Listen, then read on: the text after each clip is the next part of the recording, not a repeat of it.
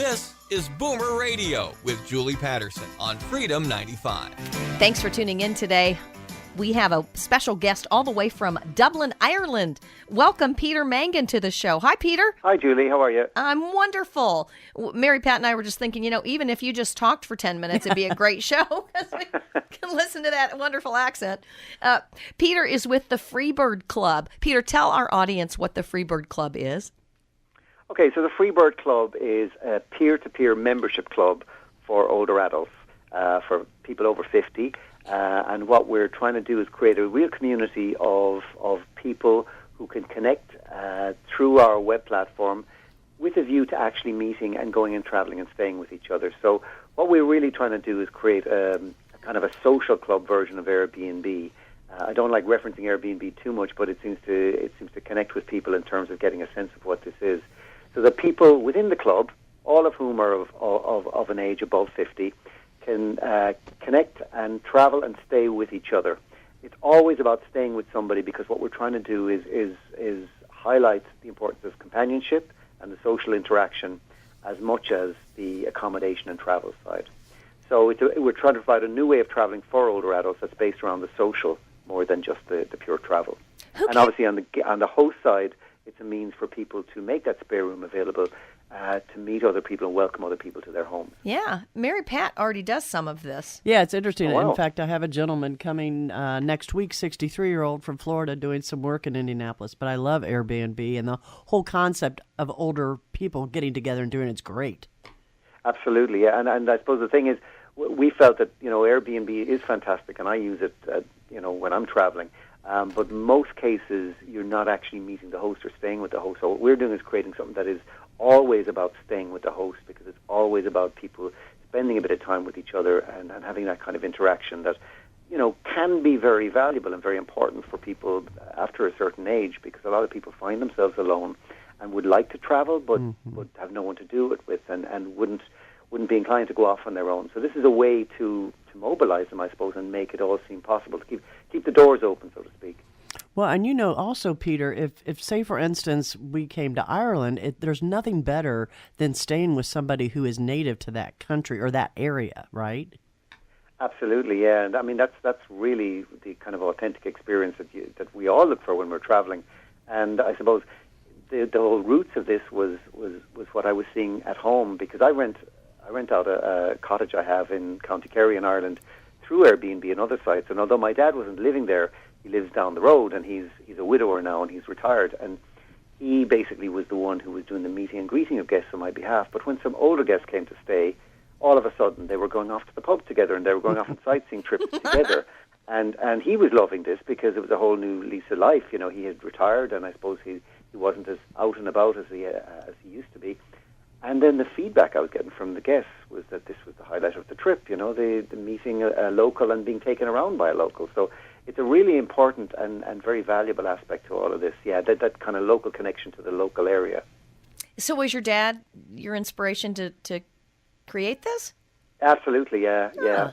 Because I just saw him at a certain stage in his life, and I suppose he didn't have as many outlets as he had when he was working and when my mother was alive, etc. So I saw this as something really positive for him, and he was enjoying it and having fun. And on the other side, as I say, that the guests seem to love spending time, with him and with the local, I suppose, and enjoying the local area in a whole other way through that connection. So absolutely, I mean, he's the ultimate Freebird, really. He's the inspiration. Aw, I love that. Did you get the name from the song, the Leonard Skinner Freebird? Not directly, actually, but I'm a big music fan, and I love Leonard Skinner as well, so I probably fed into it. No, I'll tell you the story of the name. Yeah. Basically, I had called it Silver Sharers, but I was doing focus group sessions with some older adults where I was bouncing the idea off them, and they loved the concept.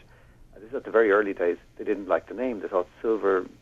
Somebody said to me, "Silver nonsense." It's all very patronizing.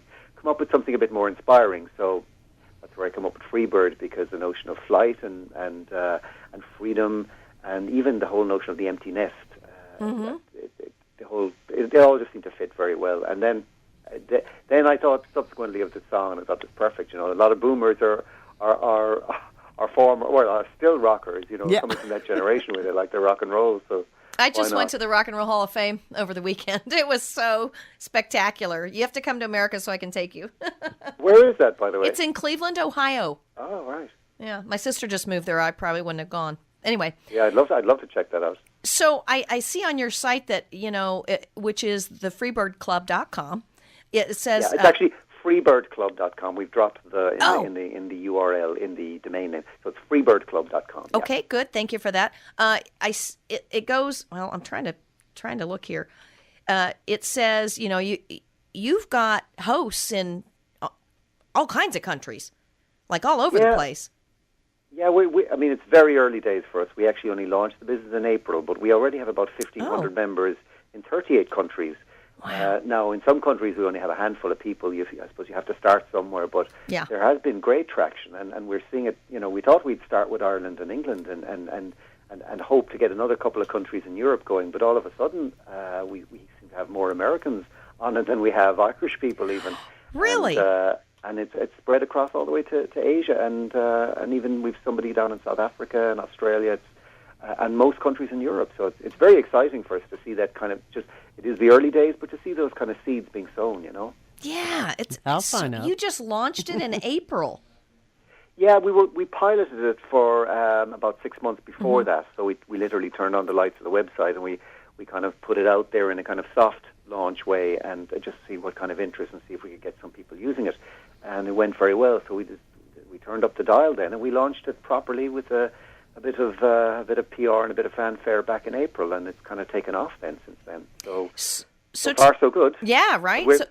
We're at the stage now where we are actually really trying to market and build awareness, and so we're talking to a lot of age-related organizations and media outlets, and then like us. Across yourselves as a perfect example of people who are communicating directly in a focused way with the boomer generation, with older adults. So that's what we're trying to do at the moment, is get the word out. We're also crowdfunding at the moment through Indiegogo, and you'll see that on our website as well, just to try and fund the next stage of development. I love it. So tell me about your team. Is there a vetting process for who can be on your site? Yeah, so I always said, we need to take the trust and security aspects a step further than I suppose standard websites. And so we have an onboarding or registration process, which obviously involves all contact details and verification of those. People have to upload a copy of their passport or driver's license, some sort of ID.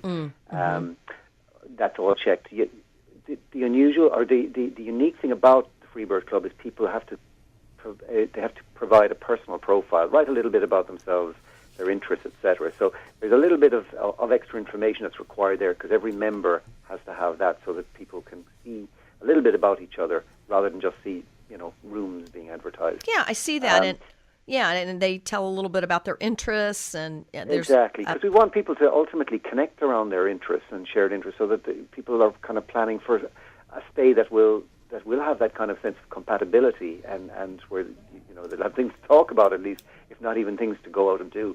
And so on the host side, we actually interview all our hosts as well. I won't call it interview. We have an induction call with them, whereby we take them through what's expected of hosts, and just to see if they have any questions, and to see that to make sure that they're comfortable with the process. And it gives us an opportunity, I suppose, to get to know our members a bit better as well. So it is very important that we create a real community here. We don't just want to be another accommodation website. Right. It's very important to us that we do create that real connection and that kind of community spirit that justifies the word club. We don't want to just be a .com. We want to be a real club for people. Very cool. That's very unique. So, well, fingers crossed we have it right. Time will tell, but so far there's been a great interest, and we're delighted with the kind of activity levels we're seeing. A lot of people have used it already, and the kind of testimonials we're hearing back are really heartwarming and really encouraging. So, Peter, when we started the magazine of several years back, it just amazed me how baby boomers came out of everywhere.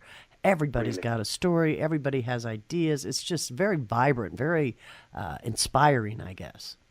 It is an inspiring generation, I think. And if you go back to, I suppose, when they were at their youthful peak, in the 60s and 70s, we're talking about a very different generation to maybe the generation of older adults that came before them. So I think it's a very vibrant phase of life now. This boomer phase of life. I think in America you've really defined it well. Just even the word boomer, it's not a phrase we're used to hear, but it does really kind of represent the kind of notion of vibrancy and energy, which is great to see at this age. Love it. We're talking to Peter Mangan with the Freebird Club. They're based in Dublin, Ireland. I like sort of the description on the website says connecting senior explorers and building bridges to an age-friendly world.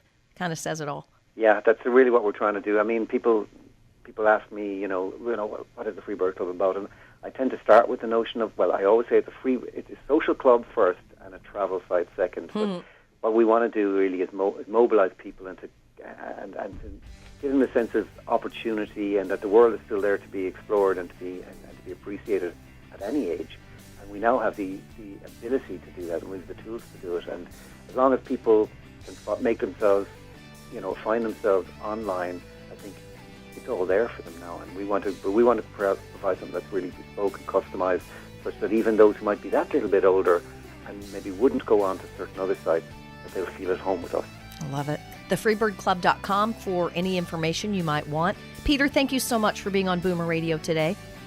Thanks a million. Thank you, Julian, and Mary Pat. Sorry, Mary Pat. It's a little different. Thanks a million for the opportunity. Okay. And you're listening to Boomer Radio on Freedom 95.